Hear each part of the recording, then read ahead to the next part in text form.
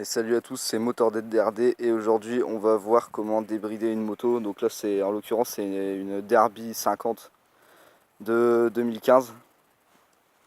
Alors déjà bon, ce qui coûte pas très cher, c'est de changer le pignon de sortie de boîte qui est ici. Donc là le mien c'est un 14 dents.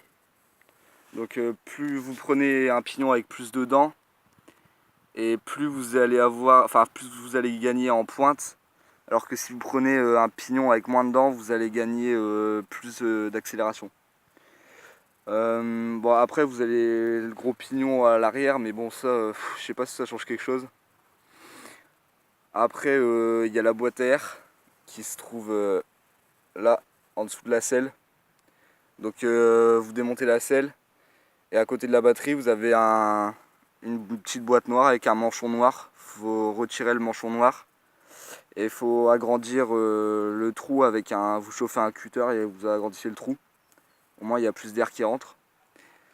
Bon après là un peu plus cher, vous changez la ligne de peau. Donc moi là c'est une Technigas inox. Donc je l'ai débridé. Ici il y avait normalement sur tous les pots, il y a une bride ici, là à la sortie. Et une espèce de grosse rondelle métallique. Il y a un petit point de soudure, vous prenez un tournevis, un marteau et vous l'enlevez. Voilà. Bon moi sur mon pot là il y avait un manchon mais je l'ai enlevé et c'est un copain qui l'a ressoudé vite fait mais bon ça tient. Après il y a le cylindre, donc ça vous pouvez le changer. Là le mien il est d'origine, avant j'avais un 80 top perf mais j'ai serré comme un con parce que quand vous mettez des autres kits, il faut enlever le mélangeur parce que le mélangeur c'est fait exprès pour un kit 50, donc le kit d'origine.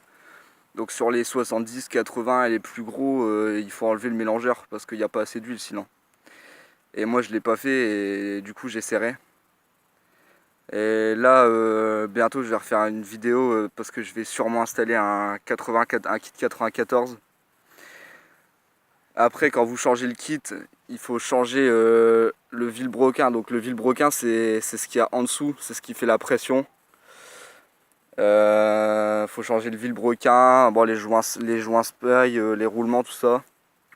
Ça, obligé. Après, il faut changer le carbu. Moi là, c'est un 21. Celui d'origine, c'est un 17,5. Si je dis pas de conneries, ouais, c'est ça. Donc moi, là, faut que je change la boîte air parce que j'ai des trous dans l'accélération. Parce qu'elle donne pas assez d'air, ma boîte. Et voilà. Après, oui, si vous mettez un gros kit, genre un kit 88 ou les kits Athena, je conseille de changer la bougie, mettre une bougie froide, changer tout ce qui est. Non, si vous avez les moyens, changer l'allumage et changer la boîte à vitesse parce que bon, elle est pas assez solide. Il faut prendre une boîte à vitesse renforcée sur les très gros kits. Pareil sur les gros kits, vilebrequin renforcé et si vous avez les moyens, vilebrequin course longue. Ça c'est le mieux parce que vous gagnez en puissance et tout ça. Bon après ouais, la boîte à huile, faut la dégager. Le mélangeur pareil, faut faire quand on passe sur des plus gros kits, mélanger directement dans le réservoir, faire le mélange comme sur des crosses ou des trucs comme ça. Après si vous passez vraiment sur des gros kits, genre les kits 110, tout ça, mais bon ça il y en a pas beaucoup je pense. Faut changer le kit chaîne parce que il sera pas assez résistant. Après, je sais pas si c'est considéré comme un débridage, mais vous pouvez changer la poignée d'accélération, mettre une poignée d'accélération à tirage rapide. Bon, moi, je vais la changer. Dans normalement un mois, je vais la changer.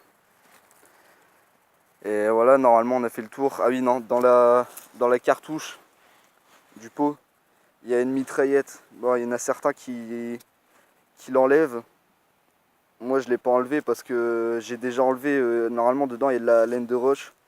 J'ai enlevé un peu de laine de roche et ça fait beaucoup plus de bruit. Donc moi je conseille de pas trop toucher à la cartouche.